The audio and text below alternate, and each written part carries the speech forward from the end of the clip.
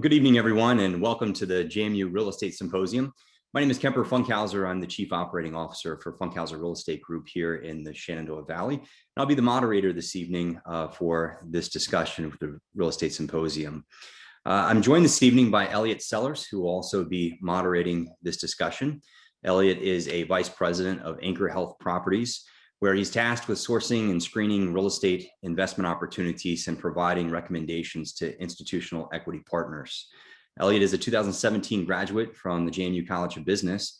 In fact, Elliott was one of my students in my role as an adjunct instructor of real estate for the College of Business. Welcome, Elliott. Thanks for joining us this evening. Before we get into the program this evening, I want to thank the JMU Real Estate Society, and especially Joshua and Aya for their help in selecting the topics we're going to be discussing this evening, as well as the marketing efforts for creating a great attendance that we have this evening as well. Also want to thank Diana Kaiser and Rachel Gordon with JMU for their hard work in bringing this event together. It really does take a lot of work behind the scenes, and we're so happy to be able to continue this event year after year and providing a great opportunity to bring JMU alums and real estate together and engage with current students in the JMU community. We have an all-star lineup for you this evening. While JMU does not have a formal real estate program, the College of Business has produced many superstars throughout the real estate industry. And I want to thank each of them for taking time this evening away from their families and away from work, especially during a very busy real estate market right now, to join us this evening. I think it's important to recognize the quality of a diverse education that JMU provides that allows graduates to pursue careers in their field of interest. And we're definitely seeing that in the panel that we have this evening. We'll begin with a keynote presentation followed by a brief opportunity for Q&A. As an attendee of this event, please use the Q&A feature to ask questions.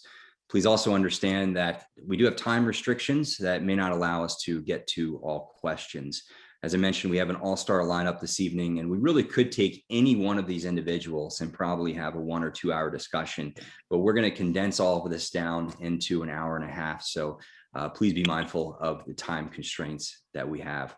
After the keynote presentation, we'll transition into 2 panel discussions with another opportunity for Q&A at the end of each panel. So with that, let's get started. I'm happy to welcome this evening Clairborne Johnston. Clairborne is our keynote speaker. He is a 2000 graduate from the College of Business.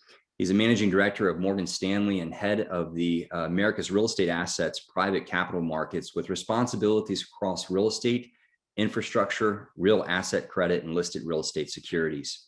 He has over 20 years of industry experience with over 16 years at Morgan Stanley, where he has been part of the firm's investment management and investment banking platforms with a focus on real estate and private capital markets. Clairborne received an MBA from Columbia University, a BA from JMU, and is completing his master's thesis in architectural history at the University of Virginia. He's involved in a number of industry groups such as INREV, IFIRE, ULI, PREA, and the Institute for Fiduciary Education. Clairborne, one of the things that we joke about in the real estate industry is that we probably have more acronyms in real estate than there is in the medical field, and I think your bio certainly helps to prove that. Clairborne has been a longstanding volunteer for the Junior Achievement in New York City and currently serves as a member of the investment committees at JMU and St. Catherine's School in Richmond, Virginia. He is also the chair of the governance committee for Cupron Inc., a privately held antimicrobial technology company based in Virginia. Clairborne, welcome and thank you for joining us this evening. Good evening. And thank you for having me. And certainly your point about the acronyms is well received, and I might have to go back and make some edits to that bio. But really appreciate the introduction. And again, like Kemper, just thrilled that that we were able to pull this together, and the group, the individuals who are representing the alums this evening. So in addition to thanking Kemper, certainly Elliott Sellers, Diane Kaiser, and the College of Business, thanks to all for organizing this event. And then importantly, of course, special thank you to those alumni who have taken the time to share their expertise in this forum. As several of you are aware, and Kemper will have to check my dates, but I believe we began hosting these real estate panels and industry events beginning around 2005. This was in response to growing interest in real estate, both the residential and commercial markets. There was a time, to Kemper's point earlier, real estate actually was offered in the core curriculum and in COB, but around the late 90s, early 2000s, everyone was so interested in tech and the .com activities that they didn't have enough interest to justify the coursework. I think many of you know how the .com boom ended, and it's certainly great to see the amount of interest we've had over the past 15 years for these forums. Through Kemper's generosity and passion for the subject and the university, while he says it's not offered as a formal discipline, we certainly are thankful that we have Kemper to facilitate many of these discussions and meet student interest in real estate. Which really led me to think going into this evening about what may be most impactful for someone who's seen this grow and evolve over this period of time. And in no particular order, it just occurred to me that some of my greatest relationships in the James Madison community have actually come through and been facilitated. It began by a JMU relationship or awareness that we had both attended. But many of the best relationships I have today are with fellow alums who are also involved in this business. Just to name a few, David Kay, I think, is likely familiar to many of you.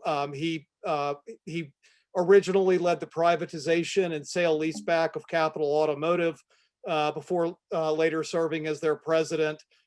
Today, he's building a U.S. industrial platform at a firm, Jera Partners, where he's actually partnering with other JMU alums and other firms who are providing the equity capital for that business. So a really, really neat story.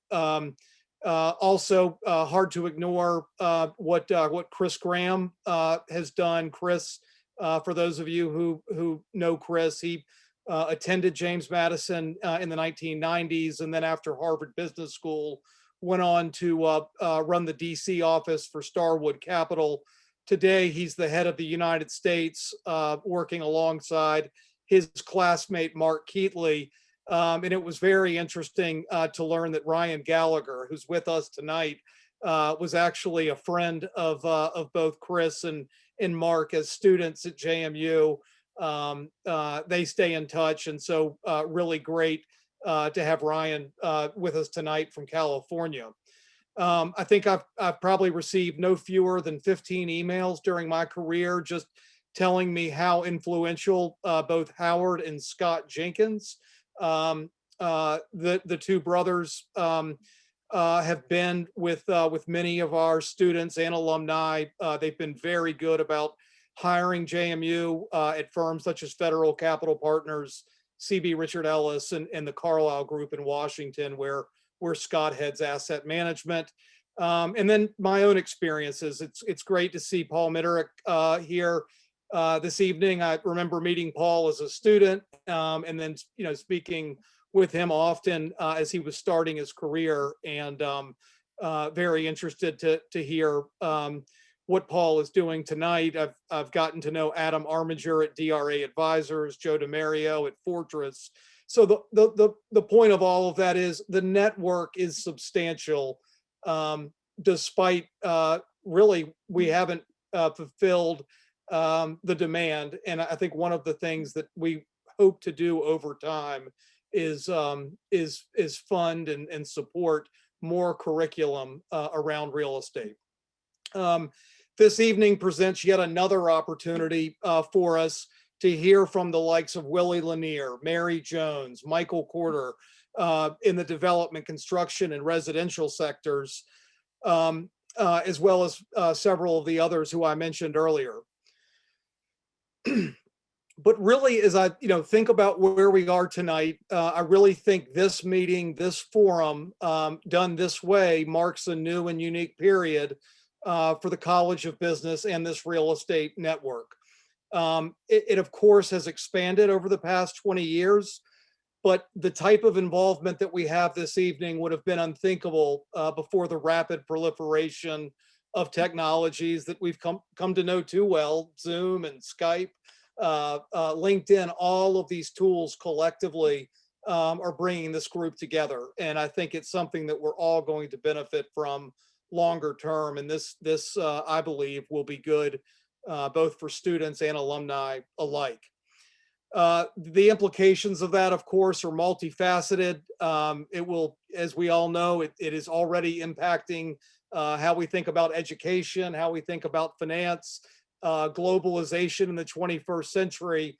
And of course, the reason that we're here tonight, it's going to have significant implications for real estate. So we're going to obviously be spending time on that, discussing what we're seeing and what we think we may see going forward. But this is where I really thought, to start this conversation, it may be worthwhile to look backwards before we break into the next sessions and talk about the current state of affairs, as well as, again, our expectations. Because the reality is that real estate as a capital market activity is only a half a century old. We're really still in the early period of understanding where this is going, and as we talk about many of the changes that are underway, I think it's important just to remember how many changes have actually occurred in just the past 50 years. And I know Paul will probably correct me on my dates on a few of these things, so you've got to give me some latitude. But I don't believe it was, it wasn't until the end of the 20th century, so it was the late 1960s, early 70s, that the REIT structure, the Real Estate Investment Trust, was really organized in a way that brought a lot of investor attention into these instruments. It created a new source of financing for real estate owners and developers who were seeking to acquire, recapitalize, deleverage their existing holdings, while also giving the public markets access to own commercial real estate or residential real estate passively for investment purposes. That expanded source of financing that we witnessed in that period, coupled with much of the speculative development here in the United States in the 1980s, led to a very significant oversupply situation that during the oil crisis and downturn, late 80s, early 90s, led to something that sounds familiar: a government bailout. The Resolution Trust Corporation was formed in 1990.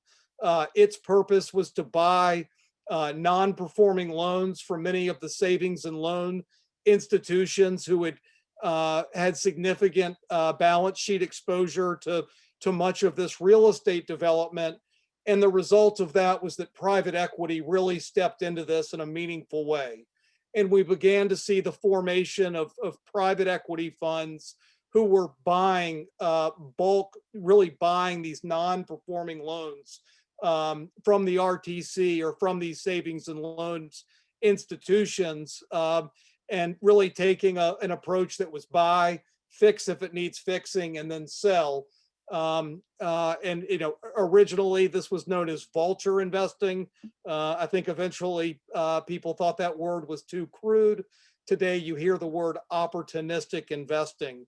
And it has proliferated significantly, leading to both a private market and a public market that are both intimately involved in the financing in the commercial real estate markets. And then importantly, this is not unique to the US. By the mid 90s, much of this activity was accelerating in Europe with the issues and headwinds in Japan. In Asia, it was particularly active. And then over the ensuing 30 years, real estate has really become a mainstream asset class. It's no longer considered an alternative asset class. So investment portfolios that may have historically been 60-40 equity fixed income came to appreciate the benefits of diversification that real estate provides. They came to benefit or appreciate the yields, the cash yields that real estate generates. And we'll come back to that because that's especially important in the low interest rate environment that we're in today globally. Again, another point that we will come back to again, real estate was really treated or viewed positively for its ability to, at least in part, serve as an inflation hedge in many of these portfolios. And then last but not least, the vulture type or opportunistic type investing that I just alluded to was leading to venture capital like returns, 20 to 30% internal rates of return, 2 to 3 times equity multiples on investment. And the asset class really became mainstream, where today it is clearly part of virtually all institutional portfolios. The amounts of equity or debt that were available continued to set new records leading up to 2008. Obviously, that was the global financial crisis. But interesting, different than what happened in the late 80s, early 90s, that wasn't an oversupply issue. There an over leverage issue, absolutely, but it wasn't as much a supply problem. So we really saw through a combination of a better balance of supply and demand, coupled with government intervention. We really saw a fairly quick snapback to commercial real estate, and for the past, call it 2010 till 2020, continued to see continued interest in the space, especially as we had come into a low fixed income, low interest rate environment. Plans that used to rely on a 7-8% return from their fixed income portfolios really turned and said, the only place we can get, or one of the places we can get attractive yield is through real estate investment. And then of course we ran into the global pandemic, which is going to bring us to the present.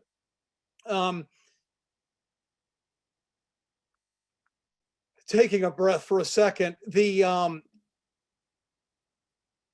fundamentals that we're still digesting, what the implications of this pandemic will be. I think everyone would agree it certainly has accelerated e-commerce. It certainly has accelerated the headwinds around retail. It should not go unnoticed that the United States is the most over-retailed market in the world. I'd say today, if there are 300, call it institutional retail malls, that I think, many agree that, number could just as easily be 50 to 100. So a significant change in consumer behavior is going to have continued ramifications for retail. But at the same time, we've seen things like grocery anchored retail do exceptionally well during this pandemic. So as we make statements about what is or isn't happening, you always have to be aware. At the same time, we may be able to point out other non-US jurisdictions or other places that have too little retail, and there's actually a case for it. Office is going to be probably the biggest question that people are asking about. What's going to happen to office with this work from home environment? I think the reality thus far during the pandemic is we haven't seen any trades. We have seen very few buyers and sellers. We've seen a lot of buyers who have walked away from earnest money. And I think we're still going to be digesting for some time what this means. But the greatest irony of it all is that the WeWork model, which infamously came to an end before the pandemic, is now again gaining attention as maybe a thoughtful way to approach life post pandemic. The multifamily sector is one that there will continue to be a lot of discussion. That's driven in part because multifamily has just done so well, especially during this period, 2010 to the present. The questions around supply and demand, urban versus suburban, and in beginning to digest what it means as some of this capital increasingly is going to Austin or Denver or Nashville. Tonight, you'll have an opportunity to hear from Elliott Sellers, from Katie Jacoby from Anchor Properties. I was saying to them the other night, they probably, when they got started, never envisioned how popular medical related real estate investing may be. And it's a particularly attractive sector at this point in time. Industrial, again, there'll be a lot of conversation around industrial.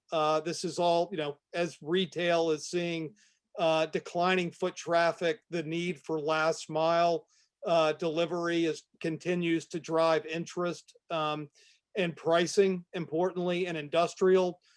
And at the same time, there are other spaces, whether it's data centers, there are other things that are like real estate in infrastructure, private real estate debt, niche strategies like student housing, life sciences. All of these things I would hope our students and alumni are paying attention to as the speed at which much of this is changing continues to accelerate. I'm thrilled that we have Mary and some individuals who can speak to the residential market. I noticed in the Wall Street Journal this weekend an article warning home buyers that be careful about the next chance they have to buy a home because they may be competing with a pension fund. So it just shows you the psychology and just how focused institutional or large pools of capital are trying to take advantage of any type of dislocation or mispricing they believe may exist. And it also just shows the pent-up demand for the single family residential business. So worlds are colliding in that sense. And I think, look, the shift in sentiment, I think, most certainly has led to a permanent shift in our business. But I think we've always been told and always learned the only constant is change. This, of course, is no exception. I would just say that the world that students today are entering is changing quickly. The importance around stepping back and just paying attention to trends that don't have to be necessarily what someone paid on a per square foot basis for space, but rather what are the things, be it health, lifestyle, whatever it is, be thinking about what are these trends and how might they affect the real estate industry and every other industry for that matter. And I think this is what James Madison does a fantastic job with, is training our students to think this way. And I think it really will be and has been a competitive advantage. But it's something we would all encourage students to continue to do. In closing, I would just say that this evening provides a unique opportunity to engage with professionals. So please ask questions. Don't be afraid. It's a great opportunity to engage. I would ask everyone to remain positive. There'll be some questions about doom and gloom. Yes, there's going to be certain aspects of real estate that will inevitably have a difficult future. But I think, it's important to try to see past or through the environment that we've been in for the past 12 months. And I just hope that we will all seize this opportunity collectively to leverage this technology to have better connectivity amongst one another. And in the years to come, this group will continue to grow. So will interest in real estate and real assets. I look forward to working with many of you in this capacity, and of course when you're on the other side, helping and working with students yourselves. So with that, I think I'm coming up on my time, and Kemper, I'll hand it back to you. Everyone, greatly appreciate that. Great information there. In fact, I'm going to hand it over to Elliott to guide us through the Q&A that we have. And I've got a couple of questions if we don't see any that come in there. Elliott, you there?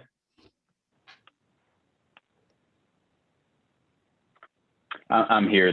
Thank you, Kemper. And Clairborne, thanks so much for your presentation there. You were right on the money in terms of your time there. So thank you for doing that. So many good little nuggets we could unpack as part of your remarks there. I want to throw something up, and really an open-ended question, and let you take it in any direction you want. We've seen a few variations of this question come in from some of the undergraduates, but what is the one thing when you were, an undergrad or just getting your career started, you were 22, 23, trying to break your way into real estate? What was the one thing you wish you had known then that you know now, and how has that impacted your career? Oh, woulda, coulda, shoulda. God, I've got so many of those. The list is endless.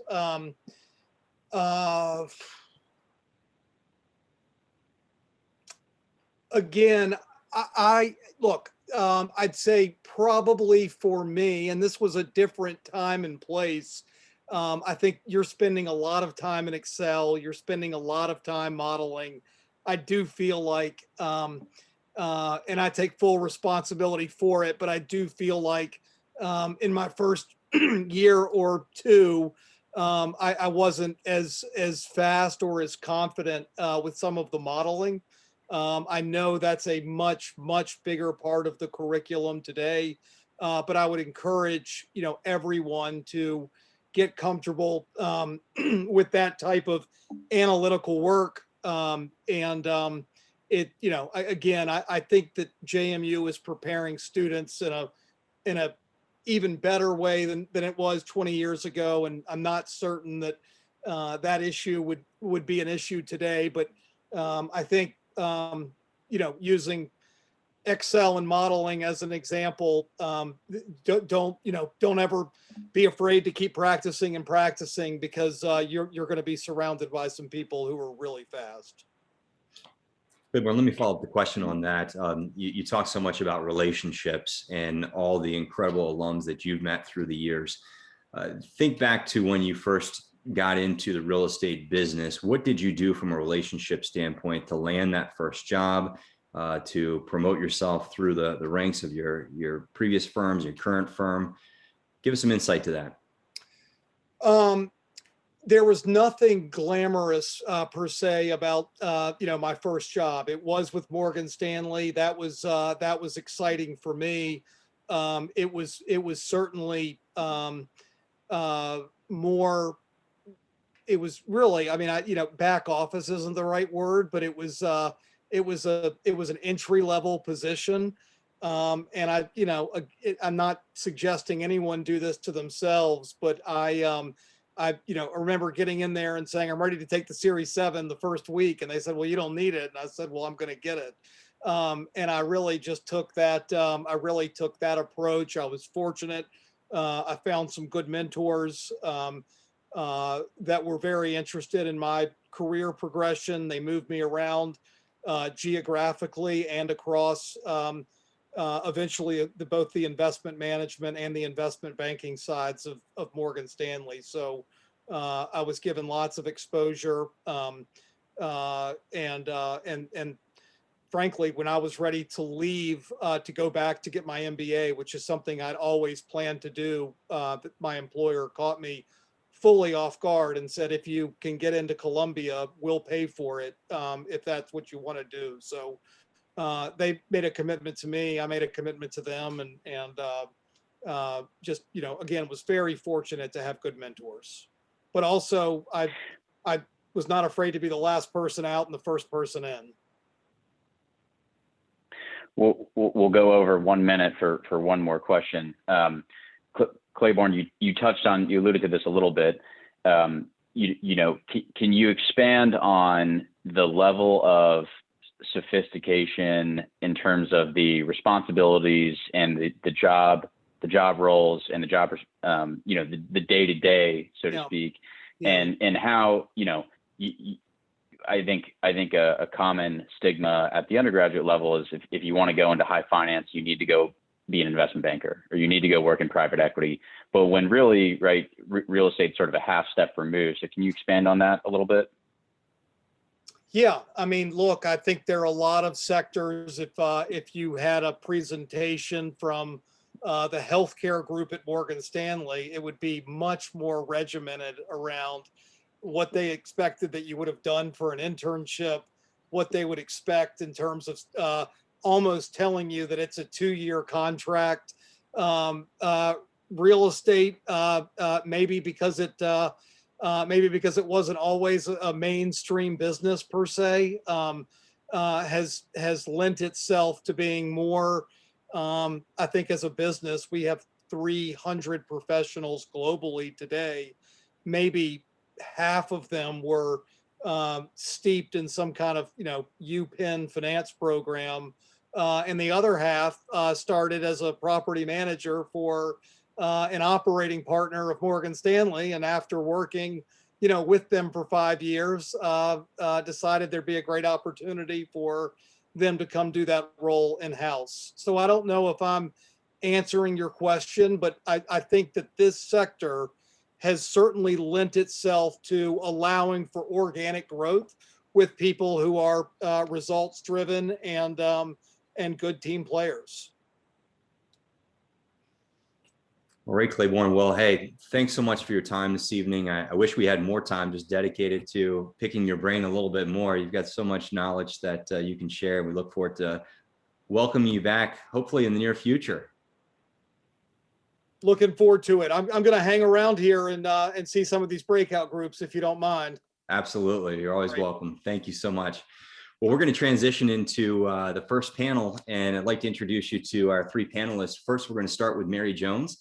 Mary began her career as a recruiting manager for a large law firm in Washington, D.C., and is now in her 15th year as a full-time residential realtor and associate broker, currently with Fathom Realty in Richmond, Virginia. Mary has incorporated JMU's Be the Change motto into her business model with the tagline, "Opening Doors, Changing Lives," and is living it out daily by giving back to JMU, as well as helping out homeless families in her local community. Mary graduated from JMU with a degree in management in 1991. She and her husband, JMU grad in 1991 also, have 3 kids. But despite raising them with amazing JMU tailgates and Godwin Field and season tickets since 2004, none of them actually chose JMU to attend. So Mary, I'm not sure where we went wrong in that, but we'll have to discuss that some other time. Next on our panel is also a good friend of mine, Willie Lanier. Willie is a former letterman from JMU football. Willie Lanier Jr. is the founder of Lanier United, a private investment company which showcases its dedication to quality through a portfolio of properties executed with fine craftsmanship, innovation, and design. Their most recent project was a $13.5 million multifamily development in Richmond, Virginia. His previous work with J.E. Dunn Construction saw him participating on projects for the Sprint World Headquarters Campus, Kauffman Foundation, Hilton Hotel and Casino, and Cisco Food Warehouse. With more than 20 years of senior real estate development and construction experience, Willie has participated in multi-million-dollar developments of student, luxury, senior, and military housing, mixed use, and single family properties as well. So a very diverse background of different types of real estate developments there. Willie received his bachelor's degree from JMU and holds an executive MBA from University of Missouri, Kansas City. He's also on the board of the Greater Kansas City Community Foundation, Urban Land Institute, Kansas City, the board of the Hands and Hearts Auxiliary, the fundraising board of Children's Mercy Hospital located in Kansas City, Missouri, and the board of Envision Lead Grow, where he acts as chair of the Fund Development Committee and a big Kansas City Chiefs fan as well. Ryan Gallagher. Ryan is coming to us from California. He's the managing partner and co-founder of Space Investment Properties, which specializes in value-add office, retail, industrial, multifamily, and hotel properties with a geographic focus on the West Coast, Boston, New York City, and Washington, D.C. Over his 20-year real estate career as an advisor, Ryan has executed on over $16 billion of commercial real estate in office, retail, industrial, and mixed-use transactions, representing high net worth individuals, Fortune 100 companies, and top-tier real estate investment funds, including AEW, American Realty Advisors, Bank of America, BlackRock, Blackstone, Carlyle, Fidelity, and the list goes on and on. If you have heard of them, they're on this list. Since earning his BA in finance from JMU, he has also worked for Deutsche Bank, Grubb & Ellis, and HFF.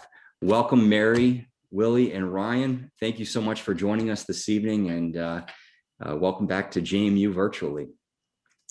This panel is focused on kind of the beginning of what Clairborne was talking about. It's about relationships. It's about getting into the industry, telling us about your path into this. So we have no particular order in this. So if anybody wants to just jump up and speak, I'm going to throw a question out there for conversation and let you all go at it.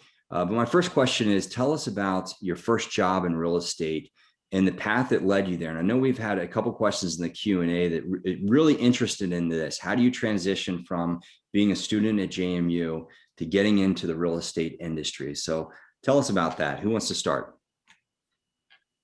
I'll start off as Ryan. Hey, everybody. Thanks for having me, Kemper and Clairborne. Amazing introduction and keynote. So great to be with you all. I'm actually down in Mexico at the moment, but so apologize for the informal background and informal dress.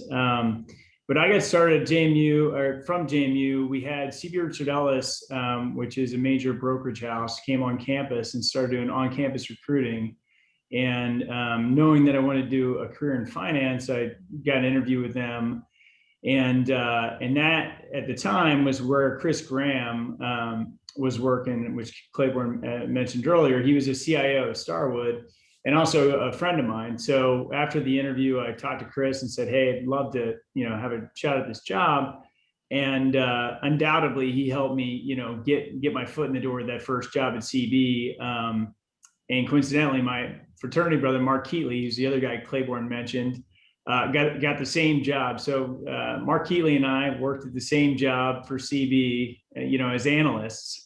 And then that was really the start. Chris Graham was, a couple of years ahead of us at CB. And then Mark and Chris still work together today, really running the investment platform for Starwood across the United States. So kind of an interesting twist, but JMU all over it. And I think just a couple of things that I thought I'd point out, because Clairborne mentioned it, and the question was, what would you advise young people? And I think there's just a few things I jotted down. One is it's a people business. Two is get involved with, there's ULI, which is probably the one of the best ones in the country, ULI, Urban Land Institute. There's NAIOP, National Association of Industrial and Office Properties. And then if you want to get involved in retail, there's ICSC. And then there's organizations for multifamily as well. But get involved in those organizations. I think it was just noting how many charities that Willie's involved with and on the boards. And that's another thing. When you're younger, you don't have as much experience, but you do have time. And so leverage what you have, which is time. So I would highly encourage you to find out what real estate charity has a lot of folks around your area and get involved with that. And lastly, one of the things that was, I think, key for me in my success was that analytical work out of the gate. I think it's really important to understand the fundamentals of real estate from an analytical perspective and understand the modeling. I think that'll help you no matter which direction you go. I'll jump in and answer. I got into real estate a little bit later. I didn't get into it right out of JMU, and real estate kind of found me.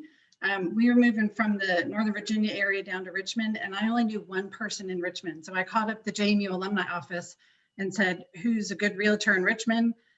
They hooked us up with the JMU alumni who worked there. And then a couple of years later, he ended up recruiting me into working for him on his team in residential real estate. Didn't even know I wanted to do real estate. He told me about it. It incorporates everything that you're studying in as a business major. It incorporates finance. I actually wish I'd taken more finance classes. I was a management major, so it wasn't, we had the 2 required finance classes, and I didn't do very well. Wish I'd taken more finance, but it's management, it's human resources, it's networking, it's accounting, it's everything in the business major, no matter what business major you're taking, that you're majoring in. But that was 15 years ago. And if you look behind me, that was my business building. I don't know if anybody even recognizes it, but it's up on the quad. It's Harrison. That's where we spent all our time way back in the dark ages. It was before the new business building even existed. But I found it through the JMU alumni office. So I would suggest, no matter what city you find yourself in, tap into your local alumni network. To piggyback on what Ryan had said, network, tap into your local Duke Club office. That's the, the sports side of things. If you're not local and can't get back to Harrisonburg, there's likely a local Duke Club chapter in your city that you're ending up in, even out in Phoenix and California and Denver. There's local Duke Club chapters that get together to watch football and basketball games and go to local baseball events, things like that, to network with local JMU alums. I would say that would be my number one advice there, is to local JMU people. They just come out of the woodwork.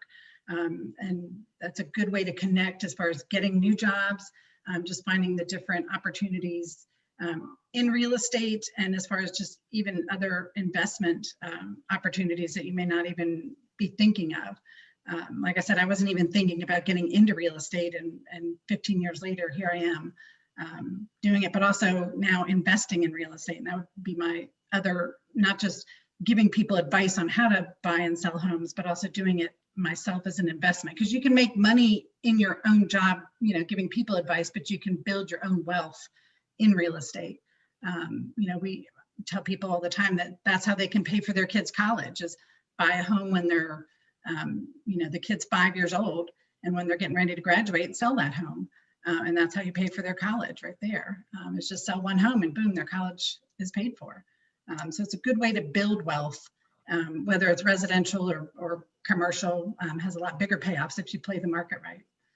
But I would say network with your JMU alums. We don't have the huge networks like the Virginia Techs and the UVAs, but we have a much more passionate alum base, I would say, especially if you're not in the Virginia area.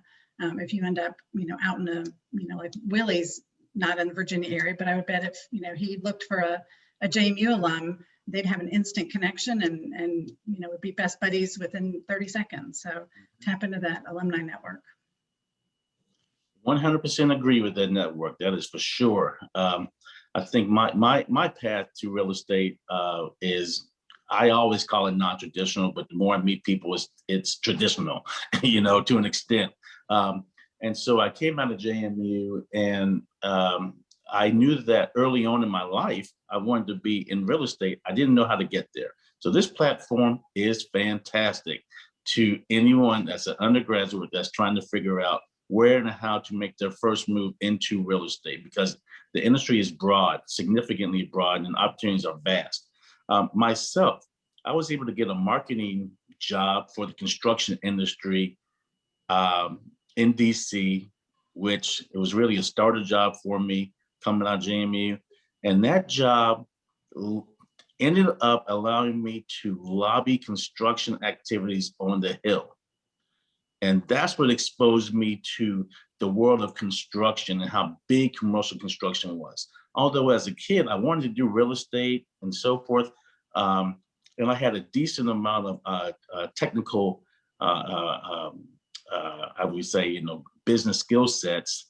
I took that opportunity and was exposed across the country and representing contractors on the Hill and lobbying for them.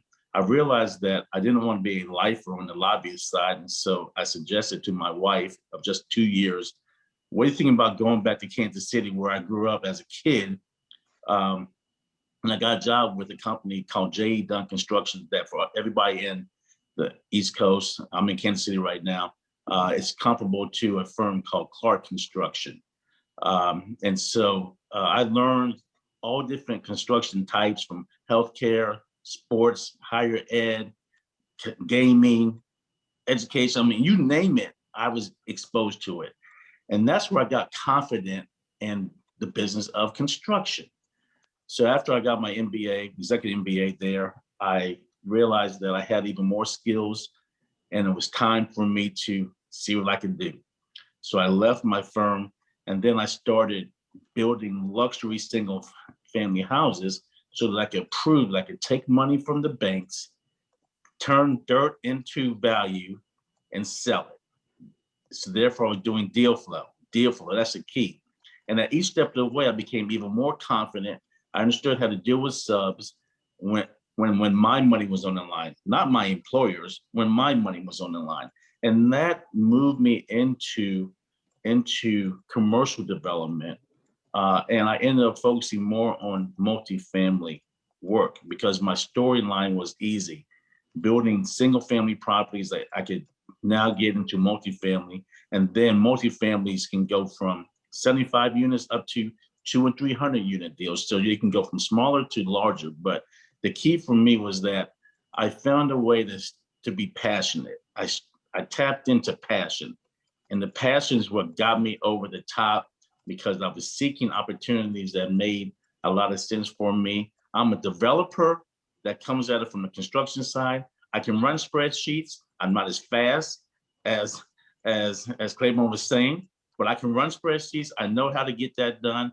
But at the end of the day, I'm very confident in what I do and where I do it at. So commercial development is a passion, and I love it. Thanks for the opportunity to be here tonight. Yeah, thanks, Willie. Appreciate that. So question to all of you, I'm going to change it up just a little bit and ask you, what are some of the projects that you're working on now, and what is your day-to-day look like in that job position that you have with those projects? And then also, what's your projection of what's happening with those projects in today's current market? Mary, I'm going to start with you just from the standpoint of, we have a couple questions in the Q&A about residential, and obviously the residential market is on fire right now. I know as a residential realtor, you're not specifically working on one project, you're just working with a lot of clients. So give us some insight to what your day looks like in this market right now. It's definitely a hectic day to day, and there's not a get up in the morning and do this. And somebody said that they took a day off, and I'm like, what's a day off? It's right now, you definitely want to work with sellers. It's a seller's market. I have listings that, you're getting 15, 20, 25 offers just on one house. So it's sorting through those. It's in the morning, you try to network, touching base with those listings, with the sellers, touching base with other realtors, touching base with attorneys, with the lenders, just checking in to make sure everything that's under contract is on track to stay under contract, touching base with what we call a sphere of influence, the people your neighbors, your other people that are in your sphere, the people that you, my tailgate group, people that they're your friends of your friends, type thing, that your past clients, your prospects, just talking with people, picking up the actual phone, which might be a foreign concept to some people. I have 2 college students and a high school senior. I'm like, pick up the phone and talk to people. Don't just text, don't just stay on social media, but talking to them and making that human connection to try to get your next client or to touch base. Sometimes just hearing a human voice. I mean, we've spent, I think the Zoom year that we've had has been good for people. It forces people to have a little bit of a face-to-face contact instead of just texting or instead of just, being hiding behind a screen. I think it's forced us to put our face in front of the screen a little bit. but reaching out to clients and making a little bit of a human connection to just trying to, my job, I guess, is to solve problems. That's what I do all day. I feel like I put out little fires that come up and trying to find that next listing, trying to find that next buyer. Once you find it, with the buyers, it's kind of a disappointing. You put in, 5, 6, 7 offers, and then yours finally gets accepted right now. But it's over asking price, and you're waiving home inspections, you're waiving appraisals. So it's a little scary to be a buyer right now. I don't know how long that's going to last. Hopefully not too long, especially for first-time buyers. It's a little daunting because you need cash is king. So if you're second-time buyer, third-time buyer, you've got a little bit more equity in your home. But and that goes back to something Clairborne said, and just a different time for buyers right now, and they're competing with different entities other than just other traditional home buyers. So it's certainly an interesting market. Ryan, I'm going to switch over to you. And Ryan, tell us about some of the projects that you're working on right now and what you're seeing in the market right now that's affecting those, the economy, the uncertainty, et cetera. Yeah, so we have a couple of different types of deals we're doing right now. We've got a mixed-use grocery-anchored shopping center, which obviously is retail, but as Clairborne mentioned, grocery-anchored has been kind of one of the bright spots of retail because it's daily needs. And so we're redeveloping the shopping center, adding some additional space to the existing grocer. We just we just renewed their lease, and then we're redeveloping the other side of the center and bringing in new tenancy. And I would say across the retail sector, as you mentioned, it's very different. If you look at the big box space and you look at the mall space, the malls are really hurting. Some of the big boxes are doing great, the discount retailers and whatnot. And even strip centers are actually, most of the strip centers are doing well, and you're actually seeing a resurgence, Kemper, and that's predominantly due to people wanting to get out and wanting to go socialize and eat and get back to these places. I do think there's going to be significant, there is going to be a little bit of a carnage that we're going to have to go through, particularly in the big box space and the mall space, which you're already starting to see. But to answer your question, working on that. We're also working on a joint venture with a large landowner in Arizona, where we're going to be developing some industrial properties. And so day to day, it's different. We're working on different aspects of different projects, and then always looking for the next project that's coming down the pike. All right, very good. Thank you, Ryan. Willie, tell us about some of the projects you're working on now and how the market right now is affecting those. We have in Kansas City, we have a mixed use redevelopment of an old convention center. And so this is getting a lot of public support, meaning tax increment financing, community improvement district, which has a fee on top of sales tax in the area. So that's really exciting to get the significant public support. This will act as a catalyst for this community. So that's about 120 units. And we have a former football player for the Kansas City Chiefs, Hall of Famer Will Shields, who will be operating a fitness facility for us there. And that is just across the street from a brand new grocery store that just went in. So we targeted that area because of the grocery store component that Ryan just spoke about, because there's a big draw for all your needs close by. Right now we are involved in a casino pursuit in Richmond, Virginia right now. And the state of Virginia, for everyone who knows, awarded 5 casino licenses to across the state: Danville, Norfolk, Richmond, 2 other locations. And so we've partnered up with the Bally's Corporation right now. We're competing for opportunity to win this casino license and develop a $650 million deal. I'm a small piece of that big juggernaut. And we're going against Cordis Companies, a big national developer, as well as another entity out of Maryland called Urban One that owns radio stations and TVs, stations. But that's, so if you're looking at the public press, the news media in Richmond, there's a lot of discussions about casinos right now, and we're on one of those teams. But as far as my future opportunity, next year we're going, as you know, we're going to develop a 400-bed student housing deal right there at JMU. So that is the most exciting thing for me off campus. That far and above is the most exciting thing for me because it is at home, it's JMU, and it's ability to come back and do quality real estate development in a place that I was just figuring out how to do this, and now all these years later, we got that. So anyway, that's where we're doing and so forth. Well, that's great, Willie. And I'm sure, as you know, the mayor of Richmond is a JMU alum as well. So speaking about relationships this evening, I hope that helps you in getting that project in Richmond. I hope so. And it's been good to have relationships, but it's very, very competitive right now. I'm sure it is.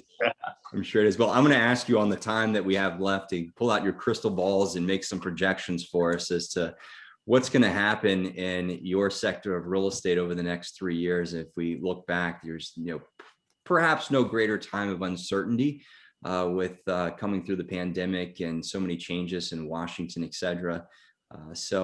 Willie, let's start with you while we've got you on the screen.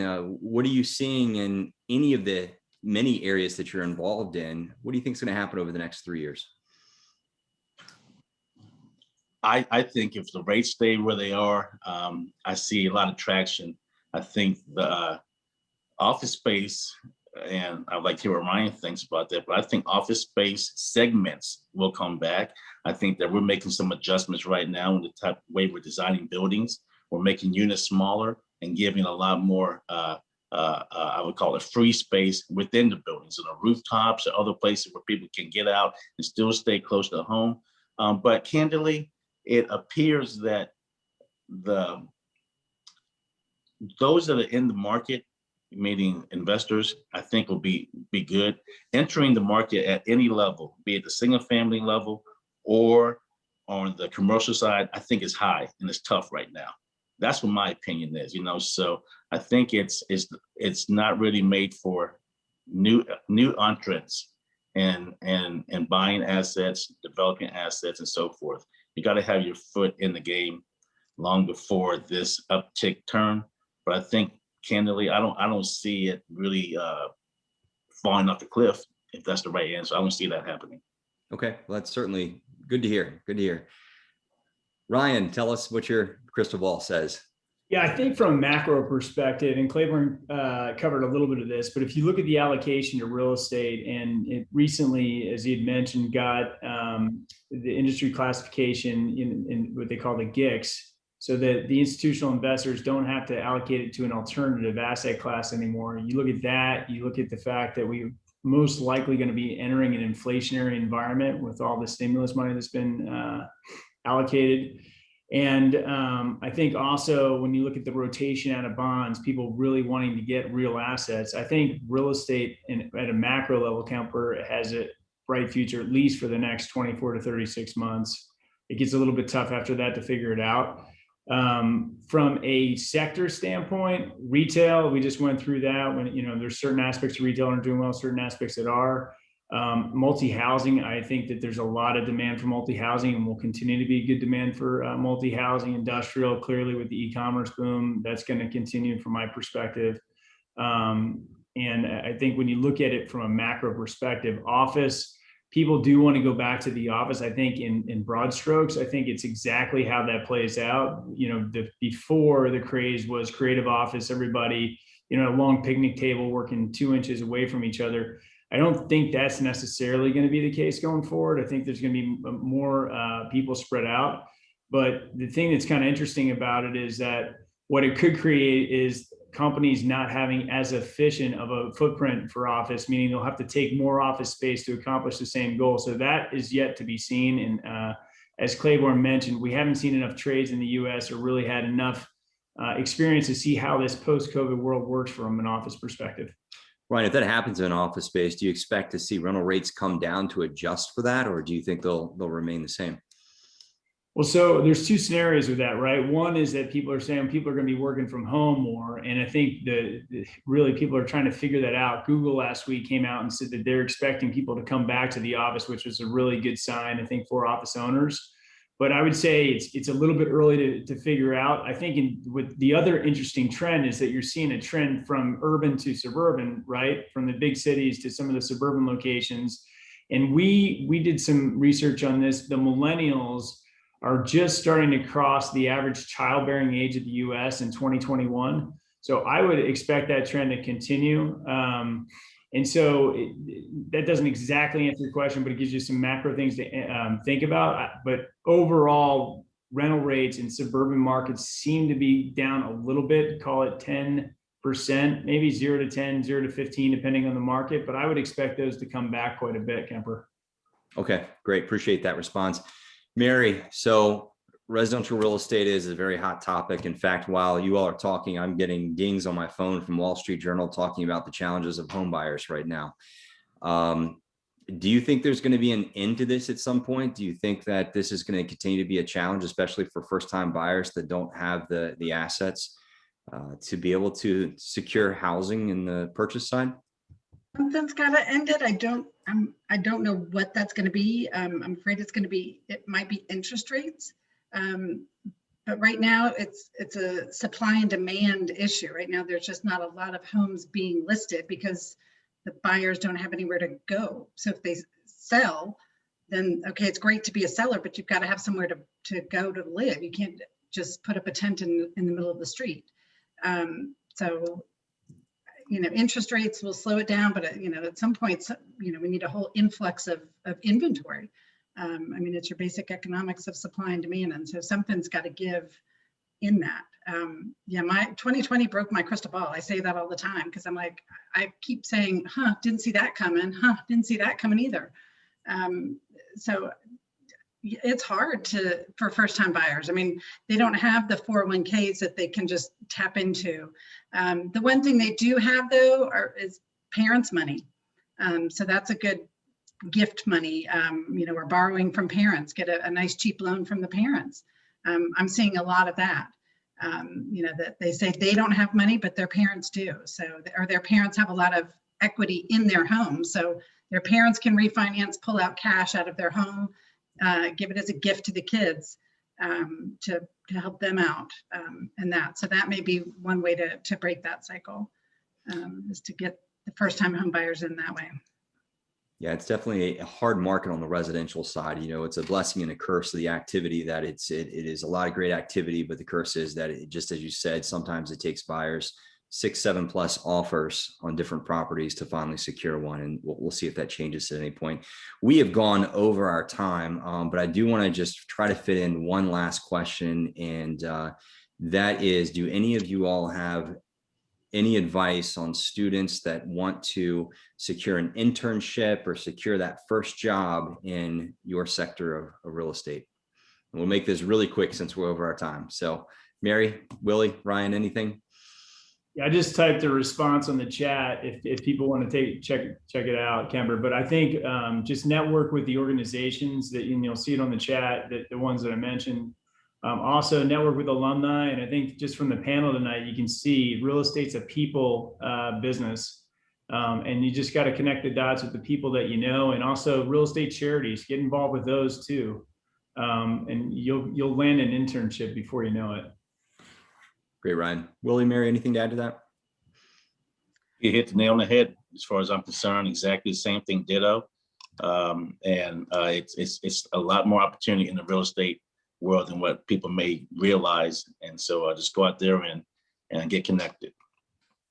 Yep.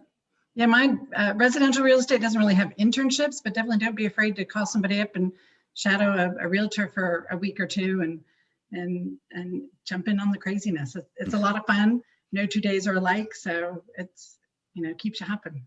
So. Well, Mary, Willie, Ryan, thank you all so much for your time this evening. Greatly appreciate it. I know all of our guests this evening really appreciate that as well, and the insights that you have. Appreciate your staying connected to JMU and giving back in the many ways that you do. And it's a great pleasure being with you this evening. Thank you. Thank you. Yeah. With that, I'm going to turn this over to Elliott. Elliott is going to guide us through panel 2. Elliott, the floor is yours.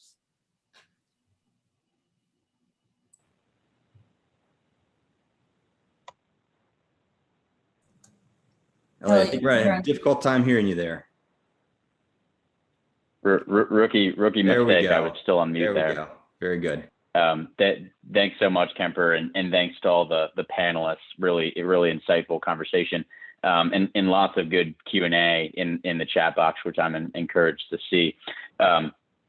Normally this time of year, I and other alumni find this as an excuse to be on campus, but pleasure to be with everyone virtually.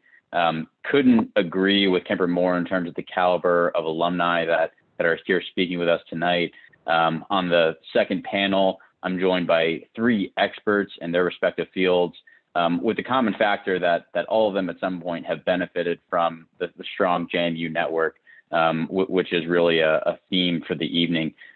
Joining me tonight, I have Katie Jacoby. Katie is an Executive Vice President of Strategy and Development at Anchor Health Properties, where she oversees the firm's development platform involved in the construction of healthcare real estate across the country. Katie is responsible for sourcing and executing development projects, leading the company's development team, and implementing corporate strategic initiatives across the country. She's an experienced real estate professional with more than 15 years at Anchor Health Properties, developing and leasing innovative outpatient healthcare facilities. In addition, we have Paul Meerdick. Paul is a managing director at LaSalle Investment Management, where he oversees a wide variety of public sectors as part of advising one of the largest U.S. real estate investment funds. His position entails company and real estate market underwriting, overseeing analytical teams, portfolio construction and maintenance, as well as playing a key role in the firm's thought leadership. Paul also serves on the Portfolio Management Oversight Committee of LaSalle Securities. Last but not least, we have Micah Corridor. In addition to being a previous speaker at the Real Estate Symposium, Micah is a sales associate for Washington Fine Properties, which is one of the DMV's strongest residential brokerage firms. Micah found that his passion for serving people was best used in helping clients navigate the difficult process of buying and selling homes. Micah has worked as a sales associate for a number of established firms in the Washington metro area and joined Washington Fine Properties in 2009, along with his business partner, Jennifer Thornett. With that, we are going to jump right in. Would love to start with sort of an open-ended prompt, and if each of the speakers could share one issue or trend in your business that's of interest to you at the moment. Topics could include the regulatory environment, capital markets, technology, talent, or other issues. Katie, why don't we start with you?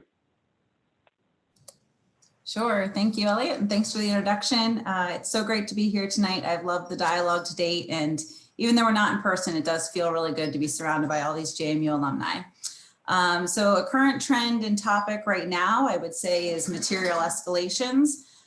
Certainly keen as I'm going into a number of construction projects about to get started here. We're seeing a 30 to 100% increase in materials such as steel and copper and PVC. So in terms of risk mitigation for our company and our upcoming projects, that's a keen focus for me. And then I know you said one, but a little bit longer term, always kind of keeping my eye on telehealth or telemedicine.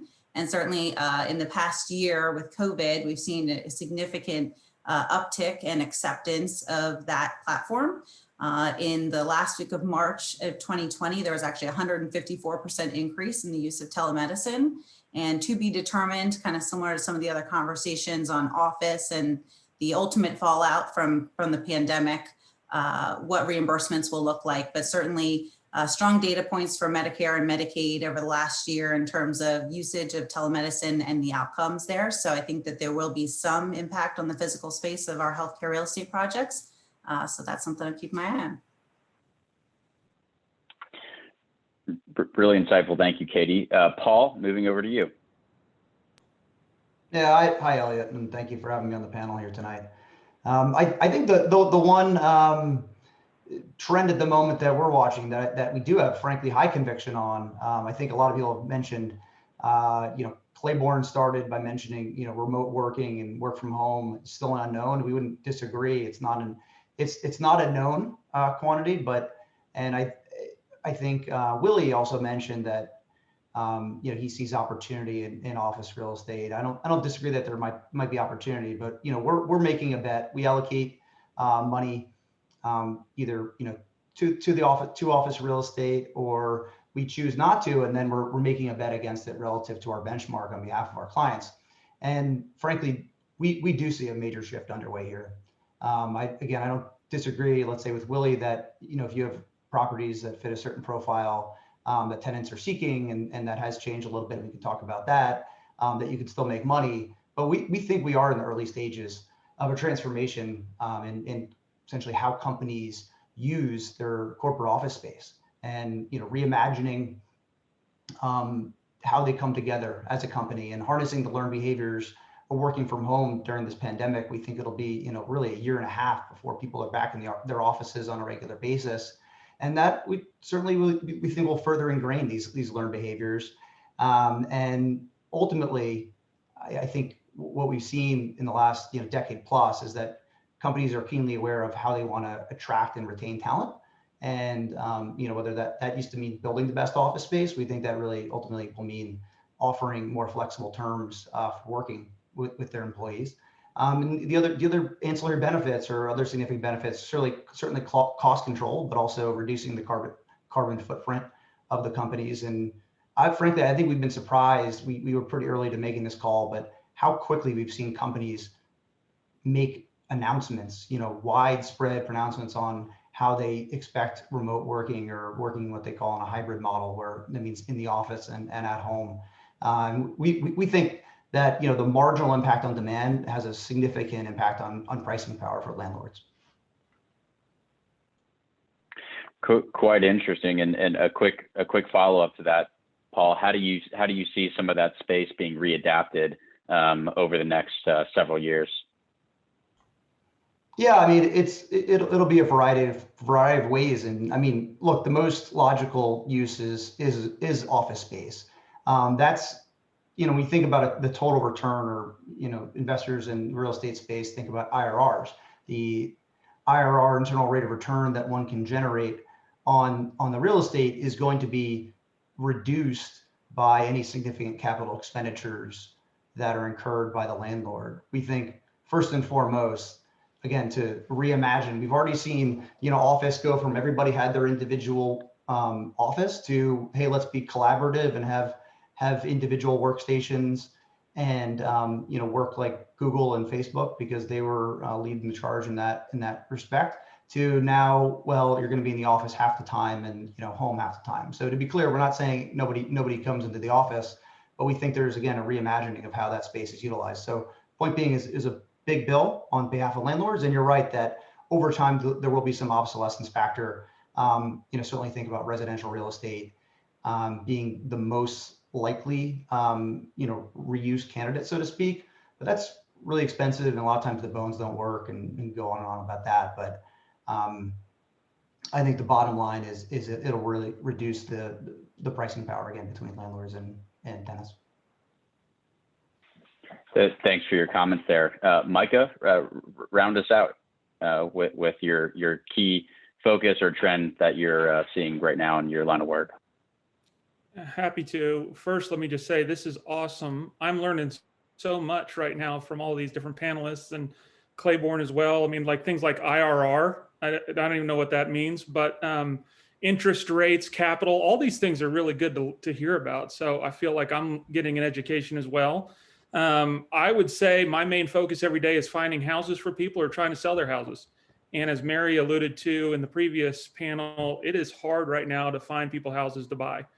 Even people that are really well qualified. I mean, we're seeing up here in the Northern Virginia market, which is where I spend majority of my time, McLean, Arlington, Loudoun County, Fairfax, we're competing on almost every house that we're making offers on for clients. And so even people that are putting down 40% cash, no contingencies, going above the asking price, they're losing out. And so it's a very challenging market. It's good to be a seller right now. I mean, a lot of our listings have sold quickly and for really good numbers, but just getting a contract isn't the end of the road either. There's always nuances in the contract and hurdles that need to be jumped to get to the settlement table, which is the obvious goal. So there's just a lot of challenges, but as we like to say, there's a good market in any market.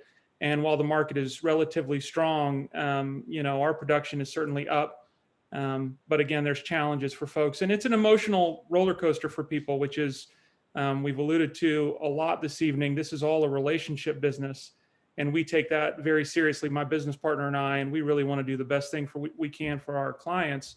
And so it's just hard watching them go through all the emotions of losing out or not being able to buy something, or not selling their house the way they want to in the short amount of time they'd like to get it done. So it's challenging, but we're getting things done as well. So. Micah, how much of the sort of the craziness you're seeing on the residential side, how much of that is really fundamental driven, and how much of that is sort of short-term driven? If you see a rise in mortgage rates, for instance, do you see a lot of the pricing increases and the buyer interest and sort of some of the movement go away, or is that here to stay? I think yes, but there's nuances to the market. So some of our market, which is the first-time home buyers, the entry-level buyers, they just need a place to live. People that are moving into this area for jobs need a place to live. And so finding a house for them to buy is challenging because there's not a lot of inventory. But then a lot of our market is driven by move-up buyers, luxury purchases, people that have been stuck in their homes during the pandemic. I mean, we've had a lot of people coming from Capitol Hill that are in 1,600 square foot row homes, and now all of a sudden they're both working from home, both parents are working from home, and 2 or 3 kids are schooling from home now, and where they spent very little time in their home before, now they're there all day every day, and they need more space, and they want to be a little more separated from neighbors, that sort of thing. So we're seeing a lot of people looking for an upgrade in their house, and interest rates certainly help. Even people that have cash are oftentimes doing as much of a loan as they possibly can get, just because money is so cheap right now. So to answer your question, if interest rates go up, it's certainly going to impact us, but I don't think drastically, because they're still historically low and people need a place to live. So. Thanks for those comments. Katie and Paul, I'll jump back to you. Clairborne set the stage nicely in terms of the genesis of real estate, and I want to dive into this further. Today, it's not just about the main food groups. It's not just about retail, office, industrial, multifamily. For more reasons than not, quote unquote niche sectors are in vogue. The healthcares of the world, the storage, manufactured housing. I'd like to dive into that. You've seen the influx of capital and interest in that space. Can you explain for the viewers here, what's driving this? What are some of the niche sectors on your radar, and what opportunities does this present for students today? Yeah, so I'll jump in specific to healthcare because as Elliott noted in the intro, Anchor Health Properties is focused 100% on healthcare real estate. So we have 3 main platforms: development, management in both asset and property management, and acquisitions, all of healthcare real estate. So we're really seeing the increase of kind of capital and attention and focus on healthcare as a real valued asset class. And people laugh that have been in the industry for 20, 30 years that, it was the low man on the totem pole for many, many years. And now it's where everyone's turning their attention. So certainly seeing increased competition on the development side and prices being driven to astronomical rates and all-time low cap rates. So I think for us, a big piece of that is the performance of office and retail in the past couple of years. Folks just pivoting into the healthcare market because they're seeing more attractive rates and seeing it as a stable asset class. At Anchor, our model is really to have an anchor tenant, either a hospital or a health system or a large physician group. So right off the bat, you're seeing 50, 75, or 100% occupancy in those buildings for a complement of services to serve a community. So usually those are long-term plays when a hospital is going to invest 50 to 100,000 square feet of services in one market. And I think for students, the opportunity there, I guess I would just speak a little bit more broadly to say, follow the trends. Clairborne mentioned that. Trends being where the dollars are going, you got to assess whether that's short-term or long-term. But I really thought it was an interesting point that he made regarding kind of lifestyle trends. And actually the founders of our company started Anchor Health Properties, evolved out of a retail development business more than 30 years ago, where they saw that healthcare consumers valued what all consumers valued. And really the trend towards wanting a high quality place that didn't feel threatening, that was nice waiting spaces, had some artwork on the walls, not that traditional medical office box. And that's really what spawned the entire development of our current firm. So I think that was really unique perspective to say, follow the trends of what's going on around you, not just where the capital dollars are going necessarily. Paul, anything to add there? Yeah, I think Katie mentioned some of the capital market trends, and I think those are really important. I would mention in the listed space where I operate, about half the market cap of the listed companies is in what we call niche property types, whereas in the private equity world, without getting too esoteric here, it's still really it's still a fairly small portion. We'd say about less than 5%, but growing, as Katie mentioned. I think traditional private equity money wants to increase their representation in these property types with good demand trends. So maybe just unpack the demand trends. I think Katie mentioned the increased need for medical space and outpatient medical visitations increasing as folks age. I mean, this is really the mega demand trend of demographics, baby boomers, right? The other piece of that would be within the seniors housing space. And, if we look at the 80 plus population growth over the next, decade, it's, about 3 times that of the national average.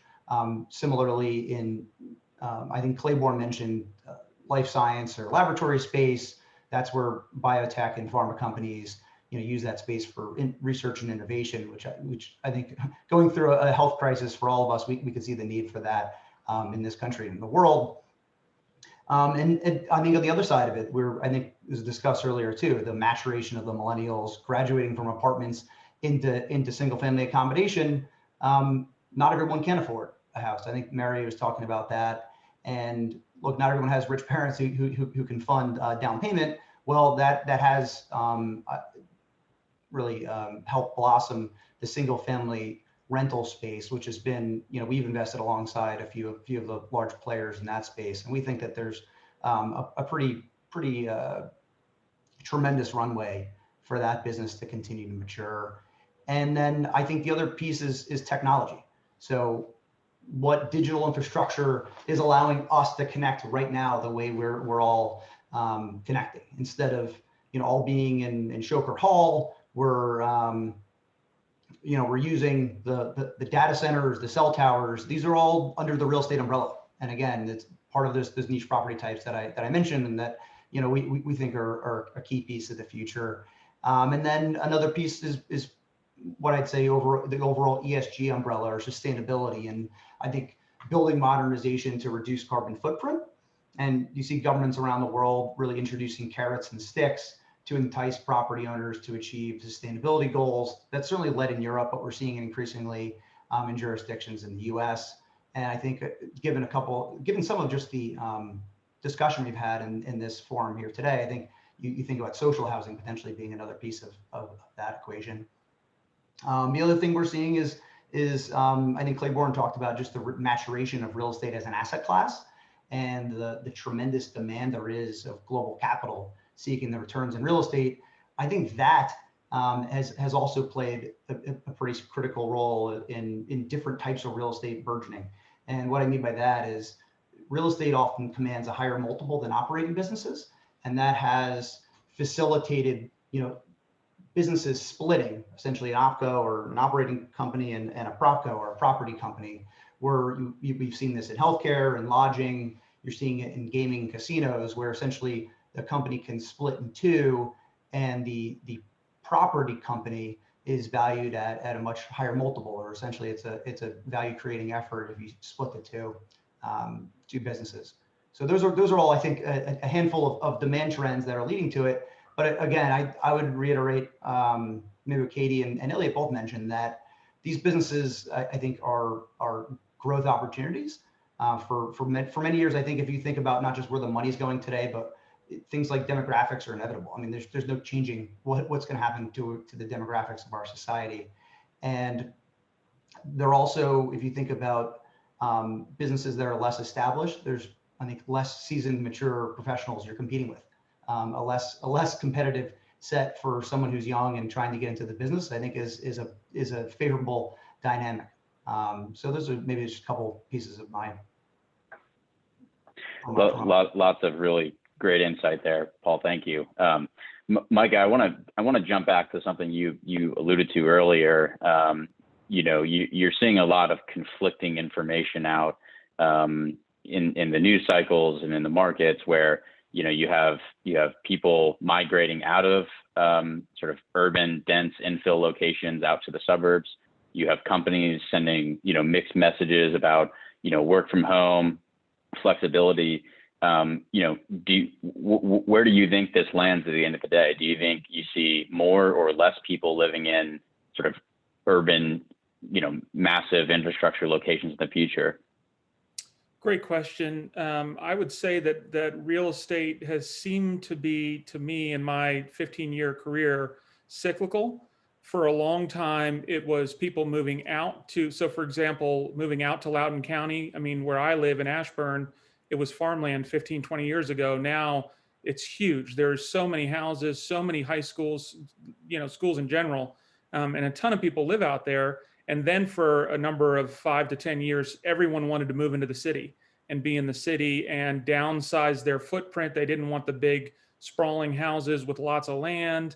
And so they were moving into the city, into condos and row homes and things like that.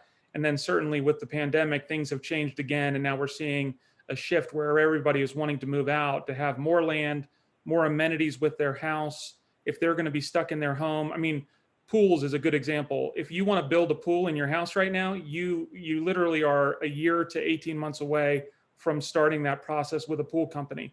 So we even had a client sell a $1.5 million house in last April or May and bought a $3 million house because it had a pool. That was the only reason they moved. And so we're seeing people make decisions like that. If they're going to be stuck in their home and they have the ability to buy something that they want, they go and do it.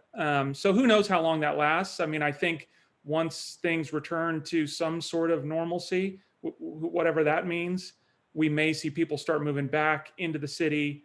When people start going back to work full time, that sort of thing, I think we'll see maybe that shifts again, but hard to say.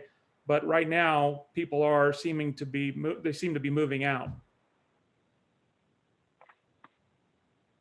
Yeah, absolutely. That makes a lot of sense. Maybe to ask an open-ended question to the group here. Where is, when you think about real estate over the next decade or 2 decades, where is the future opportunity within the broader commercial real estate sector? You could tackle this from the perspective of development versus brokerage versus equity or investing advising, or you could tackle that from sectors, residential or healthcare or office. So open-ended as to who wants to start.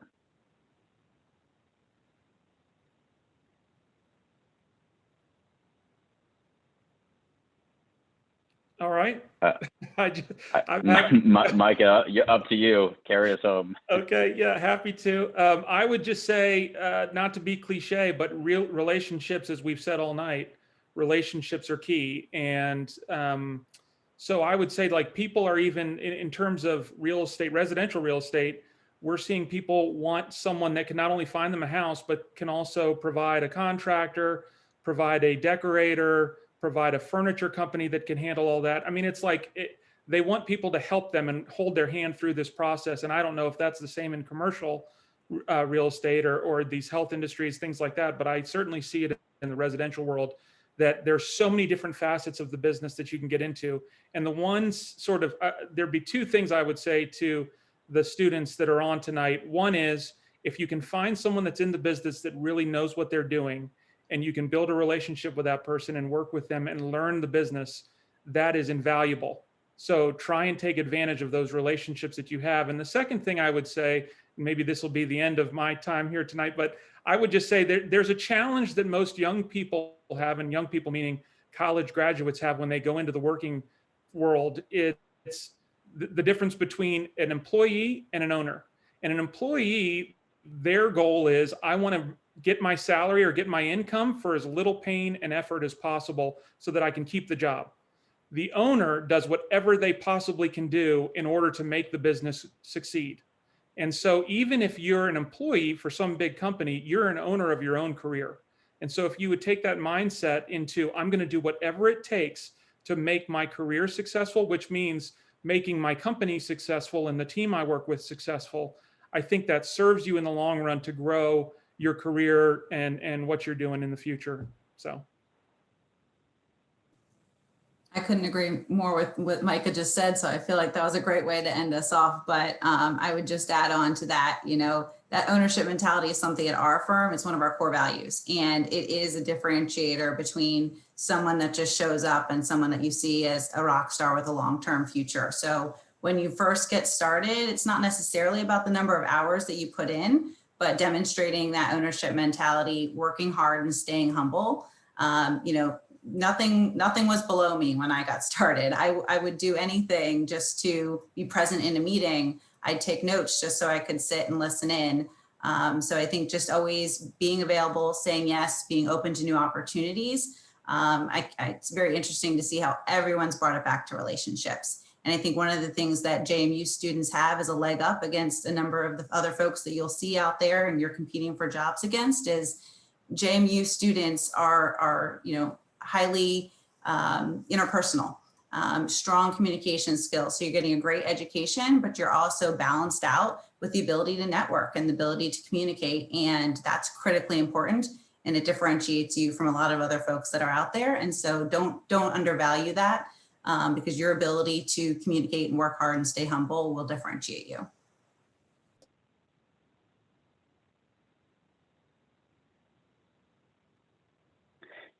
Can't thank the speakers enough. This has been extremely insightful. Kemper, I'll hand the mic back over to you.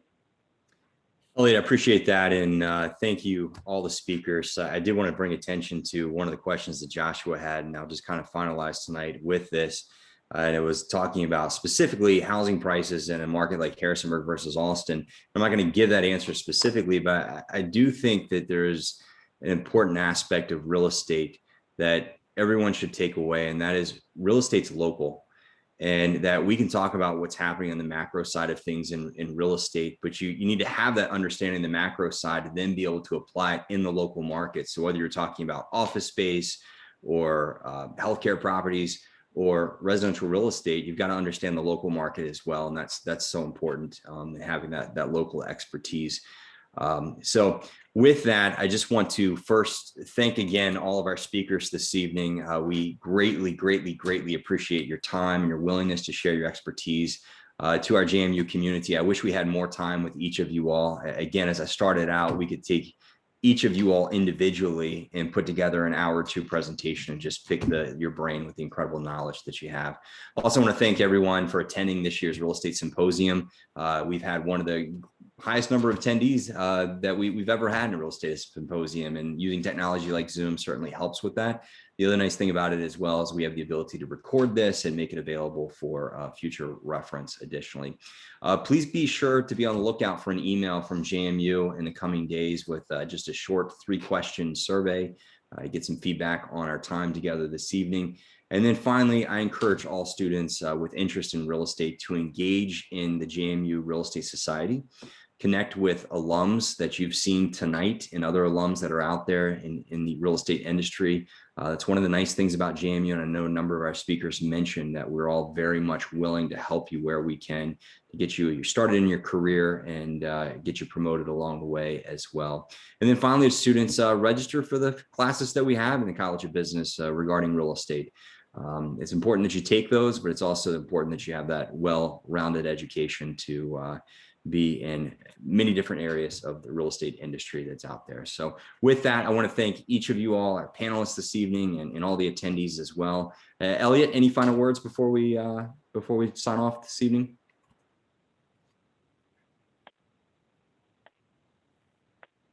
I don't know if you can hear me. Oh, there we go.